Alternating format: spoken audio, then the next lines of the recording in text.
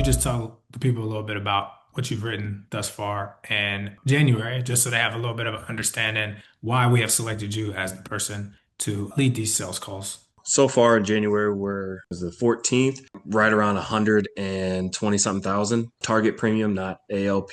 Typically write IULs or largest. I do estate planning and mortgage protection, so larger life insurance policies. And I do that monthly, pretty much how it goes. Gotcha. That's why he's on here. He is literally our number one producer, but also very qualified to go through this with you. So I want to start, Mike. Let's just hop right into it. Sure. In your opinion, where do you think agents are going wrong with selling IULs? I think the first part where an agent might go off the rails is mentioning right off the rip IUL. I think mentioning a product name is it's just a bomb. It's waiting to detonate. You never speak the product name in anything that you sell, but mainly with IULs. Try to avoid the name IUL. Come up with something else. I try to pivot off of people's pain points. If they're looking into IULs, I ask what was their strategy? Was this retirement based? Was it protecting their family? Are they looking in estates, planning? What's going on there? So that way they tell you the problem so you don't have to tell them the product. Once you give a client the product name, you are no longer the advisor. They are just going to chat GPT you or Google the information and go from there. And that could be damning to any agent because then you're comparing yourself against Google and you don't want that. Got you. So, Mike, I'm a new agent, and all I hear people say is in my intro, I need to be IUL, IUL, IUL, IUL, IUL. How do I frame the conversation, Mike, if I'm buying IUL leads without coming out and saying IUL? What do you say Okay. to those people? Use a little smoke.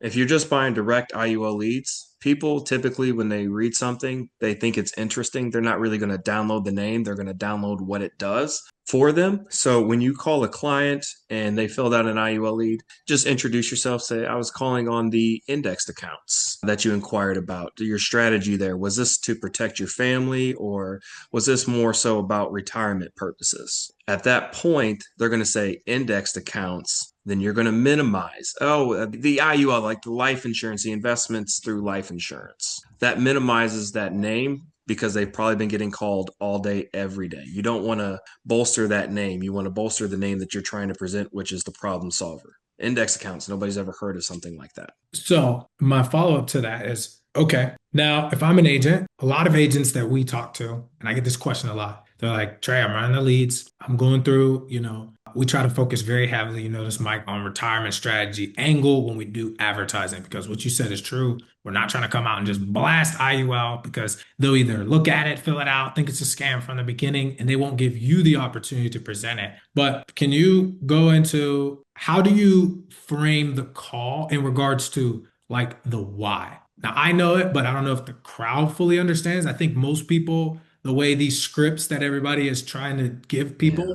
is just, yeah, man, right when the person just blasts them with, oh, this account does this and this and this. Like, what do you say to an agent? Because that's where I believe a lot of the agents that are running our leads are struggling because Mhm. they're trying to just, right after the intro, right? Cool, high intent lead. But now you're just going into, oh, this is what an IUL does. What do you think is a more effective strategy for an agent after they get past that intro to really start building value and figure out what the client actually needs? Sure. So once you get your foot in the door, that's when you become the advisor. You don't have to rebuttal if you tell them prior, right? So the same rebuttals that you guys keep getting afterwards. Well, what is this for? What does this do? Simply say, well, it depends. That's going to be the best response you can ever have to any client when they ask what something does. You say it depends because it depends on their scenario. These are structured accounts that can go based off of a client's situation. So when you say it depends, it really just depends. Are you looking, again, is this for like growing your money? Are we just trying to protect our family?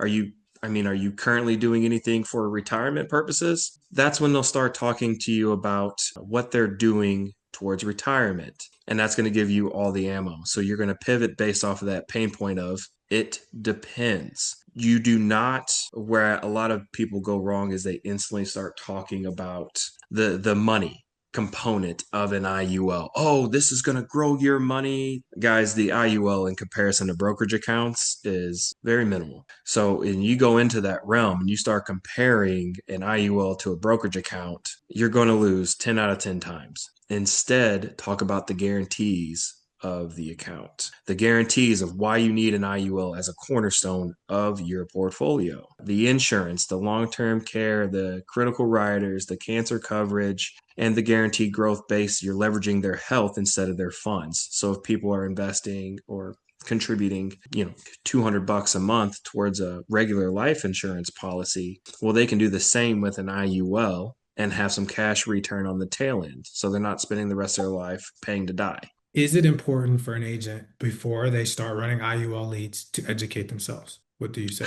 Absolutely. Guys, if you're running IULs, it's not just simple life insurance. These can get very complex very fast. Make sure you understand what you are talking about in your crediting options. If you're saying stock allocations, stop doing that. That can get you in trouble. Okay. You need to say crediting options because that's what it is. These accounts don't have stock allocations, they have crediting interest options on them. So wherever you're going, make sure you know the crediting options first. Make sure you know how to get them the max return out of that. If not, it's really simple. If they're looking for cash growth, just do soft for max accumulation. As you start going through this process, you'll learn kind of how to structure an IUL based off of the computer teaching you for those years. But if somebody's concern is for max cash growth in the account, just do max accumulation. If somebody's concern is more life insurance, they're not really concerned about the cash growth, right? Just do max life. Let the computer do that for you as far as structuring goes. But you absolutely need to know because every carrier has different options, different crediting options. It's not just send it to one company and one size fits all.